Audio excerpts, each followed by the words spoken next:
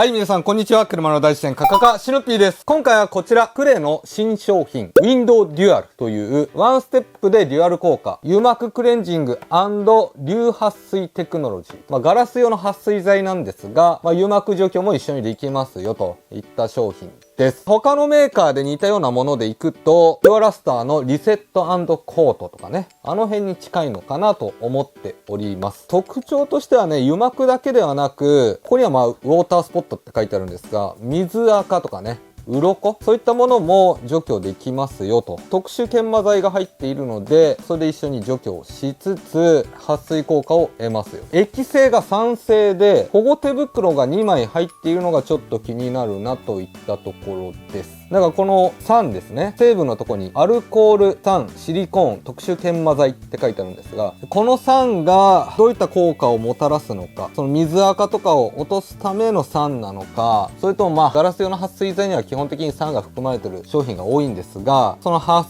水剤としての酸なのか気になるところではあるんですが、耐久性は最長3ヶ月。これ一つでフロントガラス8台分施工と記載されています。使い方もね、そんな難しそうじゃないので、実際に使ってみようかなと思います。そしたら早速、外へ、レッツゴー！はい、そしたら外にやってきました。まずは中身を確認していきます。これが液剤、スポンジ、フェルトみたいのがついてますね。で、あとは手袋。こういったエンボスタイプの手袋。これが2枚入ってます。僕ね、結構操作性が悪いので、いつも使ってるこのニトリルグローブを使おうかなと思うんですが、手袋ない人は手袋が中に入っているので、手荒れとかね、心配される方は安心してくださいと。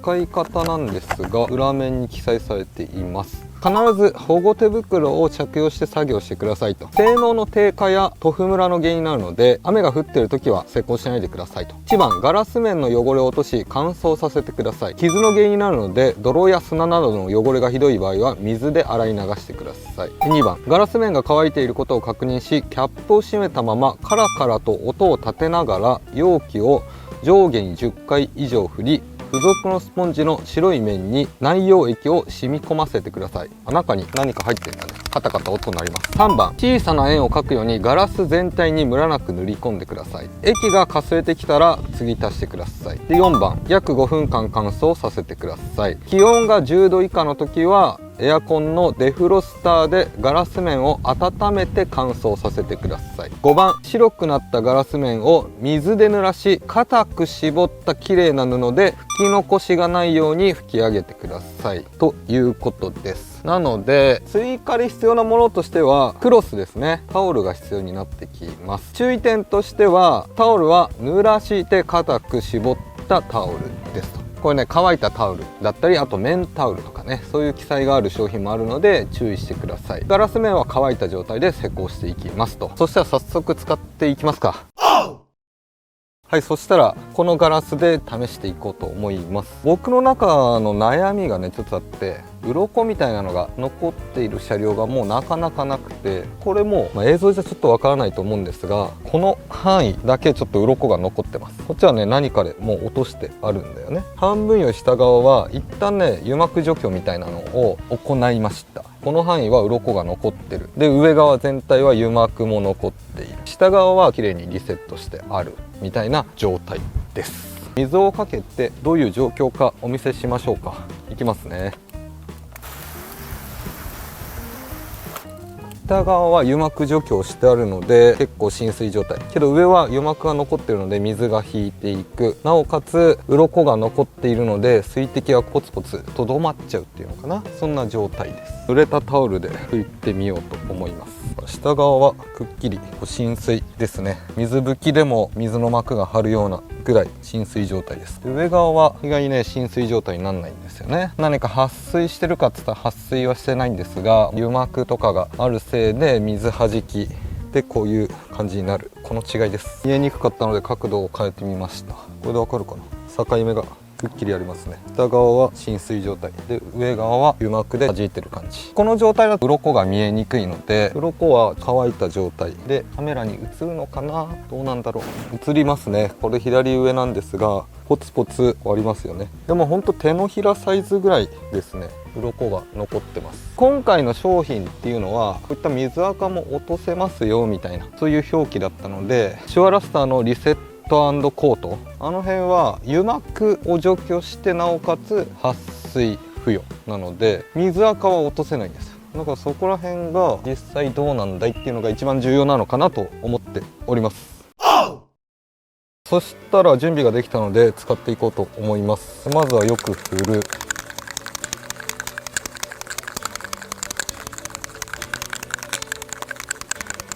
このスポンジの白い方に液剤を適量つける。白い液剤ですね。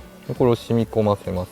これ先っぽが細くなっているのでスポンジにつけやすいです。これなんかドボドボとか出てくるやつだとちょっとつけにくいんですよね。こういう感じですね。結構スポンジ固めだ。くるくる円を描きながら、端の方はね円は描けないので縦横でやりますが、結構ね今のところいい印象。結構スポンジが固めで使いやすいです。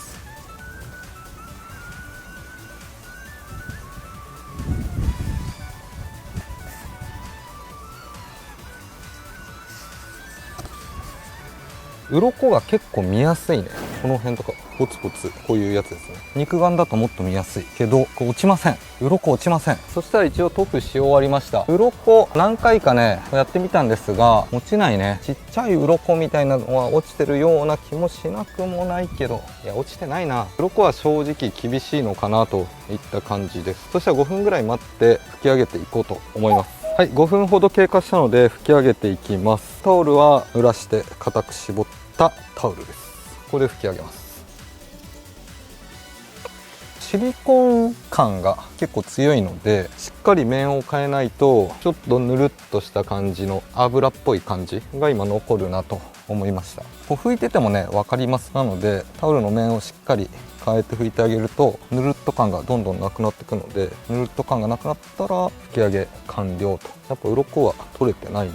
この辺一番鱗がついていた左上なんですが、やっぱ肉眼で見ても結構鱗はまだ残っている状態です。最初の方にこの手のひらサイズ鱗残ってますよっていう話をしたと思うんですが、こう全体的に見ても、手のひらサイズもそうだし、ここも残ってます。このマスキングテープみたいな跡の横も残ってますっていうのが見てわかるので、鱗はほぼ落ちていないといった感じですね。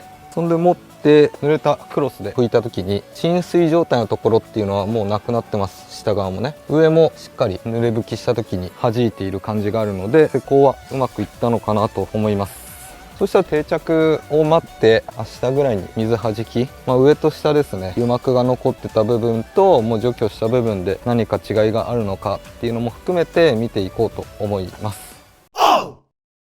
そしたらこの車で撥水テスト比較をねしていこうと思います。でフロントガラスでやっていくんですが、この車はねちょっとお借りしたもので、普段ガラスお手入れしてるとかそういうことはないみたいです。今回使用するそのルックスウィンドウデュアルっていうのは油膜除去もできてウォータースポットも除去、それはねさっきやった感じできなかったんですが、油膜除去ができて撥水付与も同時にできるということで、普段あんまメンテナンスをしない車、下地処理をしない車に使用した方が適正なのかなと思ってこの車を用意しました。まず、どういう状況か僕も分かんないんですが、フロントガラス水をかけてみます。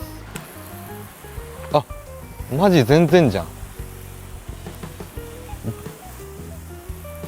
僕何かやったわけでもないし、所有者の方が何かやったわけでもないんですが、これねほんと一番夜見にくいパターンです。滝のように水がねなんかモザイクみたいな感じになって前が見えないんですよ。いいね。そしたら実際にこの車で半分に分けてシュワラスターのリセット&コートと比較していこうと思います。実際施工する時なんですが、ガラス面基本汚れてると思います。洗車をしてからでもいいですし、洗車せずに撥水剤だけ施工したいなっていう場合は濡らしたクロスで優しく面を変えながら拭いてあげる。乾いた状態でもいいので湿らせたクロスでもいいかなでこう優しく拭いてあげて最後拭くなりした方がいいですね。っちゃいバケツを用意して洗いながらとかでもいいので、この砂ぼこりだけは必ず取ってあげてください。汚れてますね。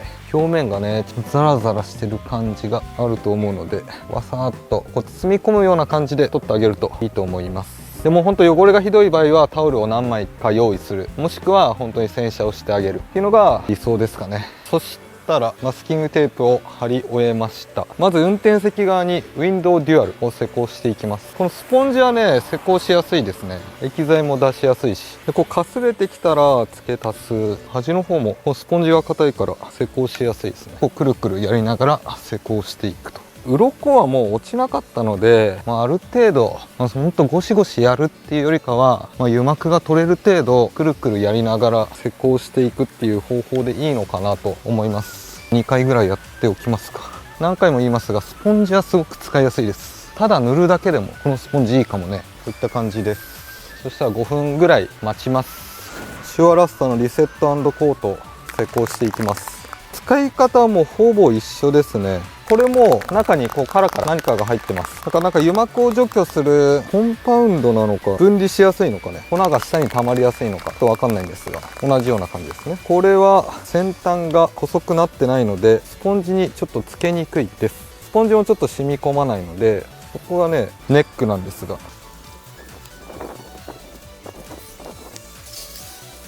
手袋するの忘れてた。手袋をしてやってください。シュアラスタのリセット&コートの方が乾きが早い感じがするね。乾きが早いから乾いた時にしっかり圧がかかって油膜を落としてる感がこっちの方が強い。ウィンドウデュアルの方が粉っぽさがあるのかな。このスポンジやっぱどうにかしてもらいたいぞっていうのは個人的に思っております。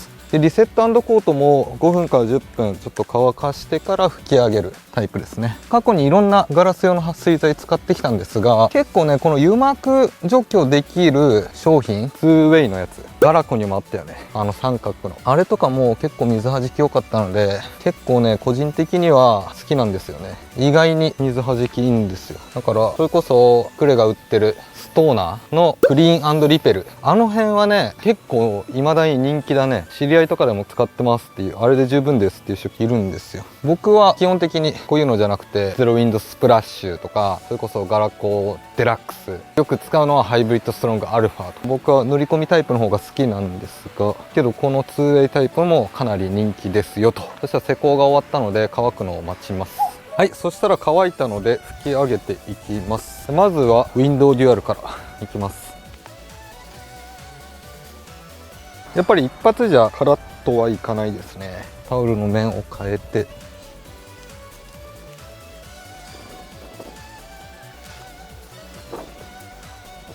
綺麗に拭き上がりましたと。そしたら反対側リセット&コートも拭き上げていきます。でリセット&コートも同じですね。濡らして固く絞ったクロスで拭き上げていきます。こちらもやっぱ一発じゃカラッと拭き上がることはないですね。ガラス用の撥水剤はねどうしても1回じゃ難しいね。ちょっとこのシリコーンが伸びる感じがあるので面倒ですが、綺麗に施工するにはもう何度も何度も拭き上げるしかないです。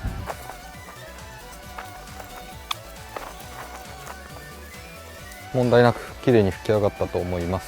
遠目から見てあげると分かりやすいですね。この位置だとねむしろムラが見えにくいので、離れてみるとちょっとまだムラになってるなっていうのが、拭ききれてない分ですね、そういうのがあるので、遠くから見ると綺麗に仕上がりやすいです。そしたらマスキングテープを剥がします。やっぱマスキングテープ貼ってあるところがちょっとムラが出てるなっていうね、マスキングテープのところが拭ききれないのでしょうがないんですが、いいでしょう。そしたら明日雨が降るみたいなので走行映像を撮影したいなと思います。はい、そしたら1日経過したので水をかけてみようと思います。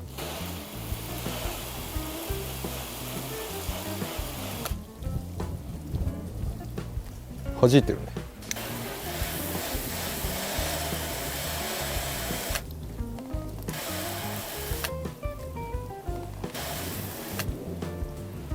しっかり撥水しています。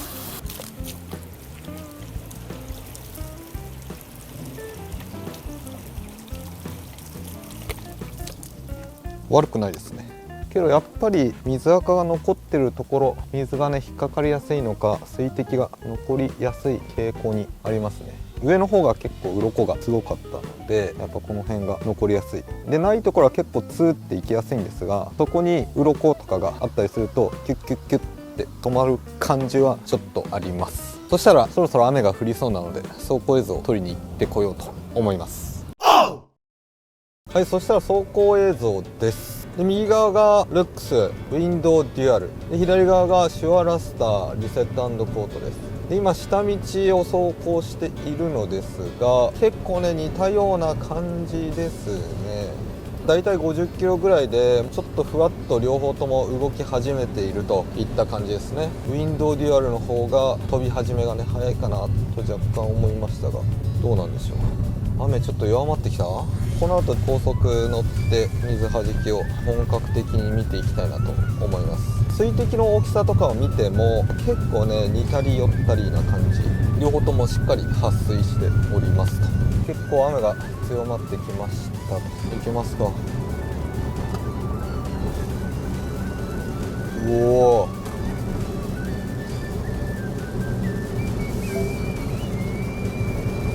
今まだ70キロぐらいです。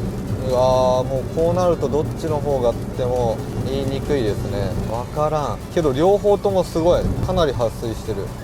似たような感じだね。やっぱ皆さんの目で見てどんな感じですかね。こっちの方が撥水してそうだなみたいなのがあればぜひコメント欄に入れてもらいたいんですが、僕がパッと見た感じはそんな大きな差はなさそう。両方ともめちゃめちゃ撥水しているなといった感じです。で今速度はだいたい80キロフラットって感じですね。ジェームスに棚できてるかちょっと見に行ってみようか。こうなっちゃうとどっちの方が水はじきがいいのか正直分かりません。判断する基準としては水滴が飛んでく速度だったり飛んでってる水滴の大きさとかで判断する形にはなるんですが、ここまで来るともう大差なしっていう判断の方がいいのかなって僕は思ってます。水の飛び方っていうのが結構ね雨量でも違うし、あと霧雨だったりあと大粒の雨とかでも結構変わってくるんですよ。今ちょっと飛び方が変わったと思うんですが、これは雨の量はそんな変わってないんですよ。けどトラックが前に入ったことによって水しぶきっていうのがかなり霧状で舞い上がってきたんですよね。細かいね水滴がバババって一気についたので水はじきがビュンビュン飛んでくものからちょっと塊になってふわふわってなる感じだから、この撥水っていうのもその時その時に判断していかないと難しいかなと。その日によって雨量とかも違うので、翌日違うものを比較した時に昨日より撥水してるなっていうのはちょっとね判断基準としてフラットではないのかなっていう時があるので、さっきの霧含めて若干シュアラスタの方がいいのかと思ってるんですけど、どうでしょう。けどもう変わんないね。変わんないっていうと撥水してないみたいだから大差なしっていうのかな。撥水はかなりしてます、両方とも。あとは施工性だったり耐久性とかそういうところで判断していくのがいいのかなって感じです。霧来ました。霧が来ると飛び方がね変わるんですよ。ちょっとジェームス寄って帰ろう。棚あるかな。さすがにできたでしょ。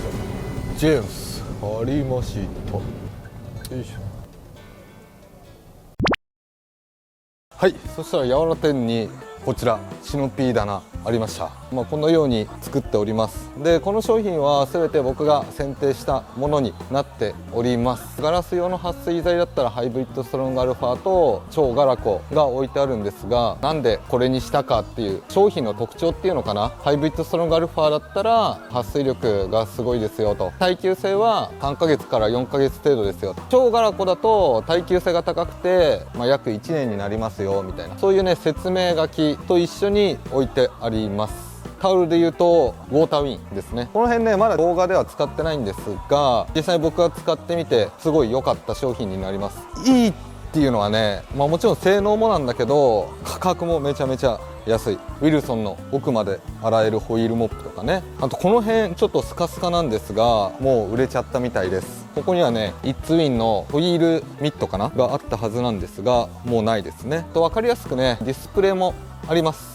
こんな感じで車田匠くんとコラボということでちょっと漫画調になってます。おすすめしてる商品こんな感じですよみたいなのをショート動画風に取ってあります。これ今ホイールなんですが、この後コーティングに移動してったりしてね、分かりやすくなっているので、一回ね立ち止まって見てもらえたらいいなと思います。はい、みたいな感じで全国のジェームスさんにシノピーおすすめだなっていうのが展開されているので、ぜひ皆さん足を運んでみてください。あと見かけたらね、写真撮って SNS でアップしてもらえると嬉しいなと思います。はい、といった感じで動画の方以上になります。で、今回はこちら、ルックスのウィンドデュアルという頑固な油膜やウォータースポットの除去と強力な撥水コーティングをワンステップで実現されるガラス用油膜クレンジング&撥水コーティング剤を使ってみました。使ってみた感想としては、普通に使いやすいです。水弾きも良かったです。特に施工するスポンジですね。あれが結構固めで施工しやすいなと思いました。あと、容器ですね。液剤が入ってる容器が先端がちょっと細くなってて出しやすいとか、そういったね、工夫もあってすごく良かったなといった感じです。で、しかしながら、ここにも書いてあるんですが、ウォータースポットですね。こんななんか鱗みたいな汚れが綺麗になりますよって書いてあるんですが、これはもう難しかったです。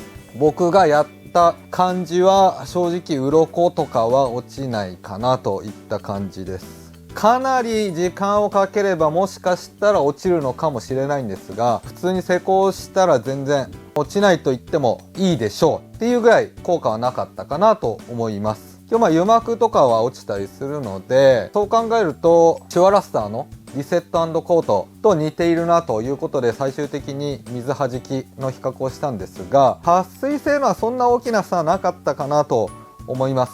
けどシュワラスターのリセット&コートの方はスポンジがね、液剤を吸い込まないんですよ。あれ一旦ね、僕はどうにかしてもらいたいな。ドバドバ垂れちゃうっていう傾向があるので、そういった点ではウィンドウデュアルの方がスポンジ含め施工はしやすかったかなといった感じです。けどこのウォータースポットも落ちるんだと思って買われた方は、落ちねえじゃんってなるので、これはねやりすぎ感がありますね。